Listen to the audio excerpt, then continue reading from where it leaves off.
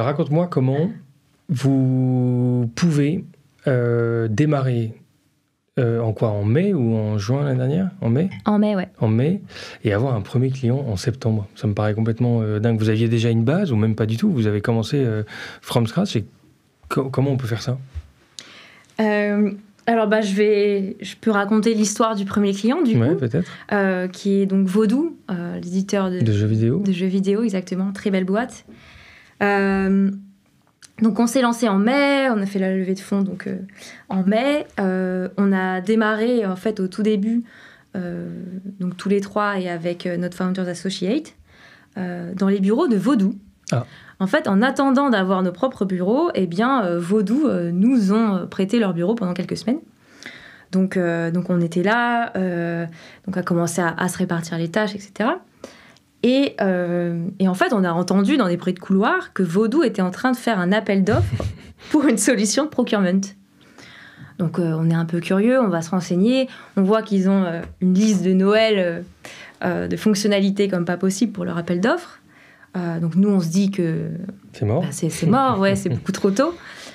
Mais on est quand même allé discuter avec eux pour comprendre leur cahier des charges et du coup nous imprégner, voilà, pour nous aider à prioriser notre roadmap. Oui, il y avait des trucs à apprendre, oui. Clairement. Et en fait, ils ont été curieux de notre approche. Eux se reconnaissaient pas forcément dans les outils historiques qui existent. Et ils avaient envie d'une approche plus moderne. Et ils nous ont vivement encouragés à participer à l'appel d'offres, ce qu'on a fait. En et finalement, que vous n'étiez pas en train de faire du fake, vous leur aviez dit que c'était le tout début. Complètement. Ils savaient complètement. Ils sont assez joueurs quand même. Ouais. C'est leur métier aussi. Et en fait, on a gagné l'appel d'offres sur des Figma. Ok, génial. Et ce qui est cool, c'est que ça a validé en plus votre perception du marché. Parce que déjà, ce grand groupe-là qui fait un appel d'offres, il vous dit qu'il ne trouve pas l'acteur qu'il cherche et finalement, c'est vous qui l'incarnez. Bon, ils sont quand même assez sympa, c'est canon. Ouais. En plus, ils vous aident à co-construire la solution, ce qui est quand même un avantage énorme. Ok, donc ça vient de là, ce premier client qui n'a pas été livré tout de suite, donc, parce qu'il a fallu attendre quelques mois pour le déployer quand même, non? On a démarré, comme je disais, les développements le 1er juin, et en septembre, on était en prod pour Vaudou. Bon, ok, canon. Comment elle vous l'a menée, cette acquisition client? Aujourd'hui, tu parlais de communauté en Allemagne, des procurements. Comment est-ce que vous menez cette acquisition? Alors, donc l'acquisition client, elle a évolué depuis le début. Donc au départ, on utilisait principalement notre réseau et le réseau de nos investisseurs pour acquérir les premiers logos. Et je tiens à préciser, Vaudou, notre premier client, est un client et pas un design partner. Donc voilà, c'est un client qu'on a gagné sur l'appel d'offres. On facture. Non, mais voilà, c'était quand même une très belle victoire pour nous et un beau, une belle étape qui pour démarrer l'aventure Pivot. On pourra en parler par la suite, mais effectivement, le fait d'avoir Vaudou comme premier logo, comme premier client aussi rapidement et de le déployer aussi rapidement, ça a été très déterminant ensuite pour la suite de nos tours, de notre seconde levée. Et donc, concernant l'acquisition client, donc au début, c'était surtout sur notre réseau et le réseau de nos investisseurs. Et ensuite, on a démarré la chasse, donc en utilisant principalement LinkedIn, et on a commencé à structurer l'équipe sales. Et comme je te disais, on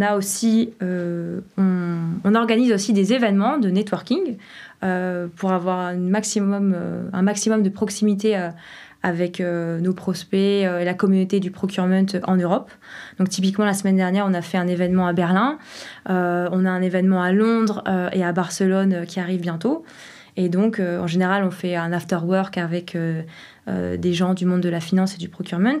Et aussi, on organise des dîners, des Female Finance Leaders Dinners, où on invite uniquement des femmes, donc des CFO, des directrices des achats, des Head of Procurement, autour d'une belle tablée pour échanger, pour connecter avec avec des femmes inspirantes. Féminine, c'est toi qui l'amènes ou pourquoi est-ce que vous vous rapprochez de la gente féminine? Du coup, oui, c'est moi qui suis au dîner. Romain et Marco font leurs autres events de leur côté. Et au niveau de l'équipe, ça m'intéresse parce que tu parles de l'organisation des équipes sales. Moi, ça m'intéresse de comprendre comment est-ce que vous avez organisé les équipes product et les équipes tech. Combien de personnes sont dans l'équipe product, combien de personnes sont dans l'équipe tech, et qu'est-ce que vous avez fait pour favoriser la nécessaire bonne communication entre ces deux équipes-là? Yes.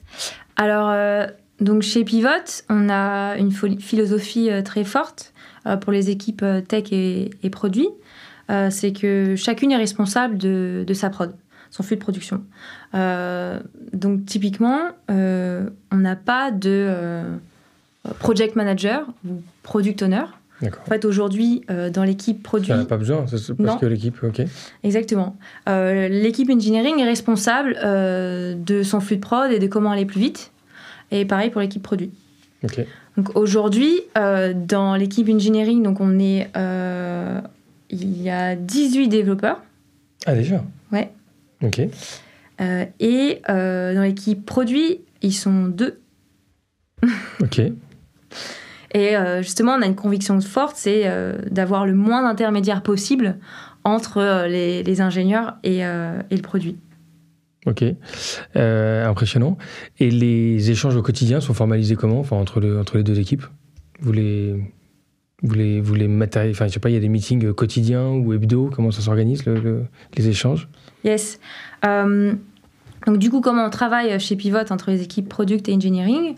Donc on a une conviction forte, c'est celle du One Piece Flow.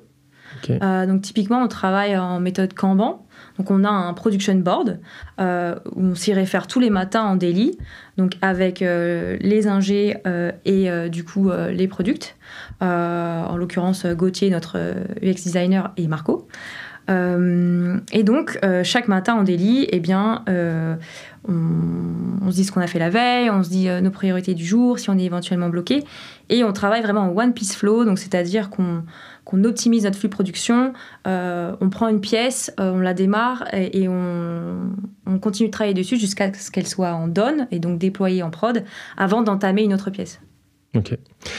Vous travaillez sur quoi comme outil côté tech? On en a parlé tout à l'heure de la stack, mais est-ce qu'au quotidien, pour les développeurs, pour je sais pas moi, pour stocker les features et autres petits outils au quotidien, vous bossez sur quoi? Alors pour nos outils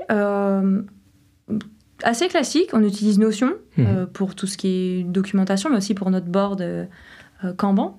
Après on utilise GitHub, Slack. Honnêtement, rien d'extraordinaire. Bon, ok, mais très bien. La place, l'IA a sa place dans un projet comme celui-ci, vu qu'on en parle beaucoup. Est-ce que vous avez déjà utilisé de l'IA ou prévoyez de le faire? Alors, c'est une très bonne question. Donc à date, l'IA n'est pas au cœur de Pivot aujourd'hui, bien que on a déjà mis en place donc, de l'OCR pour justement faire ce matching automatique entre les PO, les bons de commande et les invoices des fournisseurs. Mais on a déjà commencé à travailler sur plein d'aspects de l'IA, sur des applications concrètes. Et ça, je serais ravie d'en discuter pendant une autre